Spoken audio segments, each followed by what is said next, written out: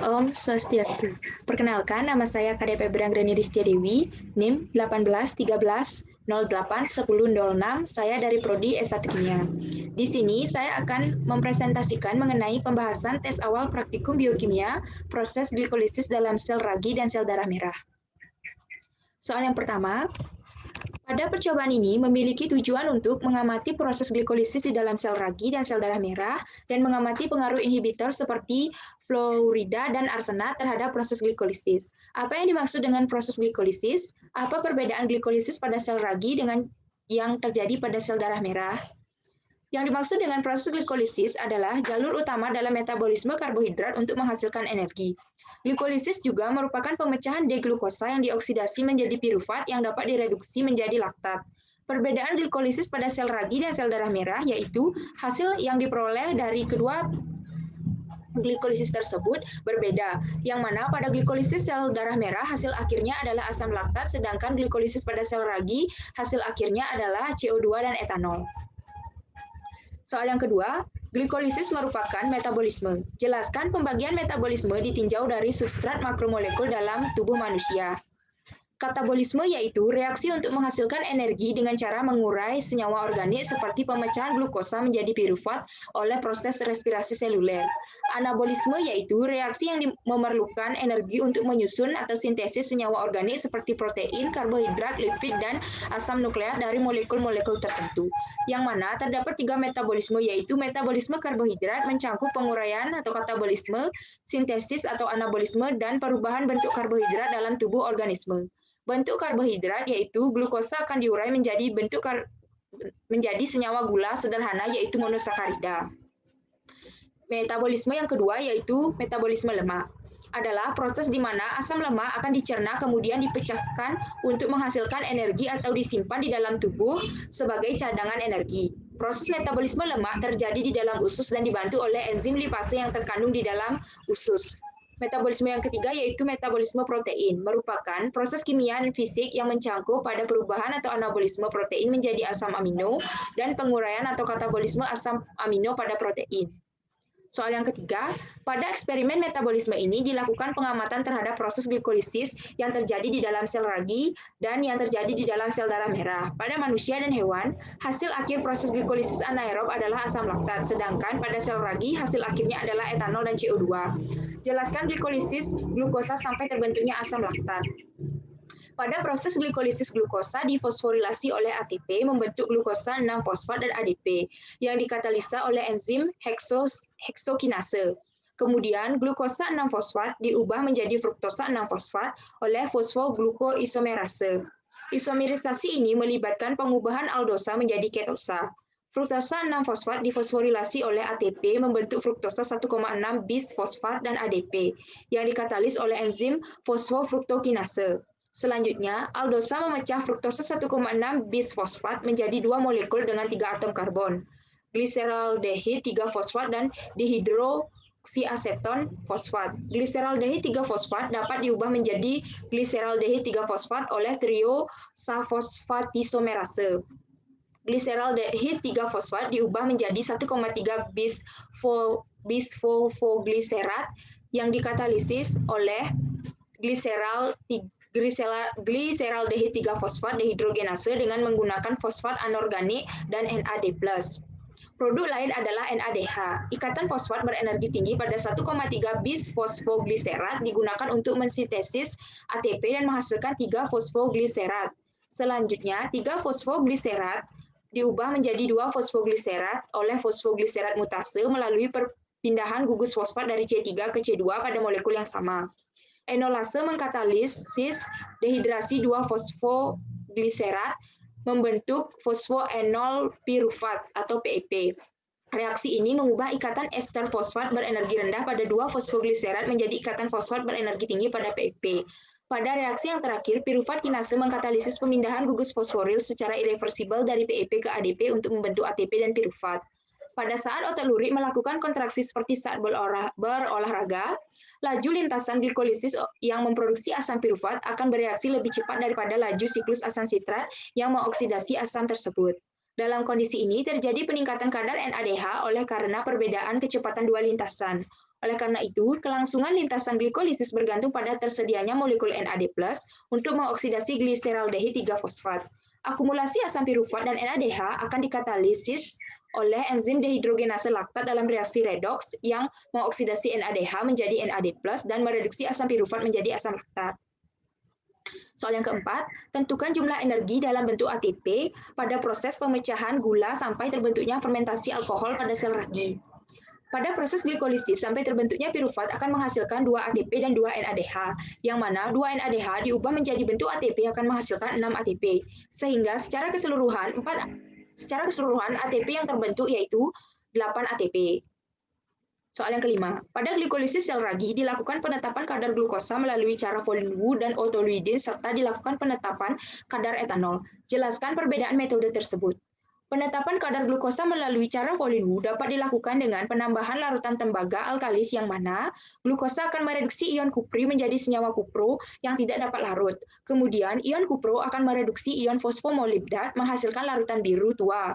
Kemudian dilakukan pengukuran absorbansi menggunakan spektrofotometer UV-Vis. Sedangkan penetapan kadar glukosa yang dilakukan dengan cara Otto-Luyden yaitu mereaksikan larutan sel ragi ke dalam asam asetat yang panas, sehingga dapat dibentuk senyawa yang berwarna hijau dan warna tersebut akan dilakukan pengukuran absorbansi menggunakan spektrofotometer UV-Vis dengan panjang gelombang 625 nanometer.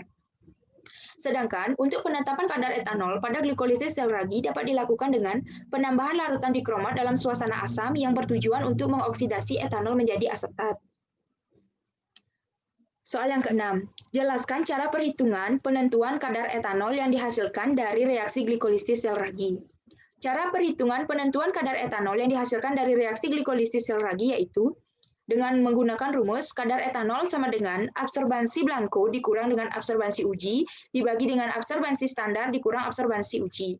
Dikali dengan 0,5, dikali 0,5 per 100, dikali 100 per 0,5, dikali 100 per 0,5, yang mana 0,5 merupakan konstanta dengan satuan gram per dl. 7. Jelaskan langkah-langkah cara membuat larutan buffer KRP 0,1 molar, Krebs-Stringer fosfat buffer pH 7,2 sampai 7,4. KRP buffer dibuat dengan NaCl 1,5 molar, dengan massa 87,66 gram NaCl dalam 1 liter Aquades. Kemudian, menggunakan fosfat buffer pH 7,4 dengan 2 perbandingan. Yang pertama, 0,1 molar NaH2PO4 2H2O dengan massa 15,6 gram dalam 1 liter. Dan perbandingan yang kedua, 0,1 molar NaH2PO4 2H2O dengan massa 17,8 gram dalam 1 liter. Kemudian, tambahkan 19 mili dari campuran A ke dalam 81 mili campuran B. Setelah itu diukur pH sampai dengan pH 7,4. Selanjutnya ditambahkan dengan KCl 0,15 molar dan ditambahkan dengan KCl dengan massa 5,6 gram dalam 500 mili Aquades. Soal yang ke-8, pada langkah kerja glikolisis sel ragi dibutuhkan sebanyak 4 buah Erlenmeyer disiapkan dan diberikan tanda 1, 2, dan 3. Erlenmeyer 1 digunakan sebagai kontrol positif, Erlenmeyer 2 digunakan sebagai kontrol negatif, dan Erlenmeyer 3 digunakan untuk melihat pengaruh inhibitor. Jelaskan fungsi masing-masing alat yang digunakan. Pada langkah tersebut, alat yang digunakan adalah labu Erlenmeyer yang mana berfungsi untuk mengukur dan menampung bahan-bahan yang akan dianalisa dan sebagai tempat untuk mencampur bahan-bahan komposisi media. Soal yang ke-9, dalam percobaan ada tahap campuran yang telah didiamkan selama 15 menit, kemudian diukur kadar glukosa dan kadar etanol yang terkandung dalam campuran tersebut. Mengapa fungsi pendiaman selama 15 menit? Jadi, tujuan dari langkah tersebut adalah untuk mengoptimalkan reaksi glikolisis sel ragi. Soal ke-10. Dalam langkah-langkah ada perlakuan sebagai berikut. Larutan dikromat diambil dan dimasukkan ke dalam labu 25 ml, krusible dibilas dengan Aquades dan hasil bilasan tersebut dimasukkan ke dalam tabung dan diencerkan hingga 25 ml. Jelaskan tujuan langkah ini. Krusible dibilas dengan Aquades dan hasil bilasan dimasukkan ke dalam tabung dan diencerkan hingga 25 ml bertujuan agar tidak terdapat sisa dari larutan dikromat pada krusible yang mana mencegah terjadinya ketidaktepatan pada hasil pengukuran absorbansi. Soal yang ke-11, mengapa pada proses glikolisis di dalam sel darah merah dihasilkan laktat dan bukan pirufat? Jelaskan jawaban saudara. Karena pada proses glikolisis di dalam sel darah merah merupakan glikolisis anaerob atau respirasi anaerob yang mana merupakan serangkaian reaksi enzimatis yang memecah glukosa secara tidak sempurna karena kekurangan oksigen. Pada manusia, respirasi anaerob menghasilkan asam laktat sehingga menyebabkan rasa lelah. Glikolisis anaerob hanya menghasilkan sedikit energi, yaitu 2 ATP.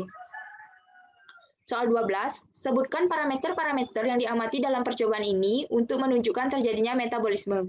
Parameter-parameter yang diamati pada percobaan ini yaitu kadar glukosa dan kadar produk atau etanol yang dihasilkan dari proses glikolisis. Soal ke-13, jelaskan mekanisme kerja fluorida dan arsenat dalam menghambat glikolisis. Penambahan fluorida bekerja dengan cara ion fluorida menginhibisi enolase enzim yang membutuhkan ion magnesium dengan cara membentuk kompleks molekul antara fosfat inorganik membentuk magnesium fosfat. Kemudian penambahan arsenat akan menghambat glikolisis dengan membentuk 1-arseno-3-fosfogliserat oleh enzim gliseraldehida 3-fosfat dehidrogenase sehingga menginterferensi pembentukan ATP pada tingkat substrat. Pada langkah tersebut, yang terjadi seharusnya yaitu gliseraldehid 3-fosfat menjadi 1,3 difosfogliserat, namun yang terjadi yaitu 1-arseno-3-fosfogliserat. Soal 14, sebutkan langkah-langkah percobaan glikolisis dalam sel ragi dan sel darah merah. Glikolisis dalam sel ragi. Untuk langkah-langkahnya yaitu sebanyak 4 buah Erlenmeyer disiapkan dan diberikan tanda 1, 2, dan 3. Erlenmeyer 1 digunakan sebagai kontrol positif, Erlenmeyer 2 digunakan sebagai kontrol negatif, dan Erlenmeyer 3 digunakan untuk melihat pengaruh inhibitor. Pada Erlenmeyer 1 dimasukkan suspensi ragi roti sebanyak 14 ml dan larutan glukosa 2% sebanyak 2 ml. Erlenmeyer 2 dimasukkan 14 ml suspensi ragi roti yang telah dididihkan dan larutan glukosa 2% sebanyak 2 ml. Erlenmeyer 3 dimasukkan suspensi ragi roti sebanyak 13,5 ml, larutan fluorida 0,5 ml, dan 2 ml larutan glukosa 2%. Erlenmeyer yang telah diisikan campuran dibolak-balikkan sebanyak 3 kali dan didiamkan selama 15 menit dalam suhu kamar. Campuran yang telah didiamkan selama 15 menit kemudian diukur kadar glukosa dan kadar etanol yang terkandung dalam campuran tersebut. Untuk glikolisis sel darah, prosedur kerjanya yaitu sebanyak 4 tabung reaksi disiapkan dan diberi tanda tabung 1, 2, 3, dan 4. Dalam hal ini, tabung 1 digunakan sebagai kontrol positif, tabung 2 sebagai kontrol negatif, tabung 3 sebagai pengaruh inhibitor fluorida, dan tabung 4 sebagai pengaruh inhibitor arsenat. Pada tabung 1 dimasukkan sel darah merah 50% sebanyak 0,5 ml, dapar KRP pH 7,4 sebanyak 7 ml, kemudian tabung 2 dimasukkan sel darah merah 50% sebanyak 0,5 ml dan dapar KRP pH 7,4 sebanyak 7 ml yang telah dididihkan selama 5 menit. Kemudian tabung 3 dimasukkan sel darah merah 50% sebanyak 0,5 ml, dapar KRP pH 7,4 sebanyak 6,5 ml dan tabung 4 dimasukkan sel darah merah 50% sebanyak 0,5 ml dan dapar KRP pH 7,4 dimasukkan 6,5 ml. Setelah bercampur, didiamkan hingga terbentuk suspensi. Setelah terbentuk suspensi, tabung 3 ditambahkan sebanyak 0,5 ml larutan fluorida dan tabung 4 ditambahkan larutan arsenat 0,5 ml dan keempat tabung reaksi ditambahkan dengan 1 ml larutan glukosa 0,5%. Campuran yang terbentuk dikeram dalam penanas air selama 30 menit dan dilakukan pengujian kadar glukosa pada keempat tabung dengan menggunakan metode Folin-Wu yang sebelumnya filtrat yang dihasilkan dibebaskan dari protein. Filtrat yang bebas dari protein dapat dibuat dengan Aquades yang dimasukkan ke dalam labu Erlenmeyer dan ditambahkan suspensi sel darah merah dan labu digoyangkan secara perlahan. Campuran ditambahkan dengan larutan Na-tungstat 10% dan H2SO4 2/3 normalitas secara perlahan dengan labu yang digoyangkan secara perlahan. Labu Erlenmeyer ditutup dan didiamkan selama 10 menit sehingga larutan berwarna coklat. Larutan disaring dan filtrat yang dihasilkan ditampung untuk melakukan pengujian kadar glukosa dengan cara Folin-Wu. Soal nomor 15. Jelaskan perbedaan antara glikolisis yang terjadi di dalam sel ragi dan dalam hal produk yang terbentuk dan enzim yang berperan. Glikolisis dalam sel ragi. Produk yang dihasilkan yaitu etanol dan CO2 pada proses ini. Enzim yang berperan yaitu enzim pirufat dekarboksilase yang berfungsi mendekarboksilasi asam pirufat hasil glikolisis menjadi asetaldehid. Kemudian, dengan adanya dihidrogen, terjadi pengurangan asetaldehida dengan enzim alkohol dehidrogenasi untuk membentuk etanol atau etil alkohol. Dan glikolisis sel darah merah, produk yang dihasilkan yaitu asam laktat dan enzim yang berperan yaitu enzim dehidrogenase laktat. Sekian presentasi yang bisa saya sampaikan. Apabila ada kesalahan kata ataupun penulisan, saya mohon maaf. Akhir kata saya tutup dengan Paramesanti. Om Santi Santi Santi Om. Sekian dan terima kasih.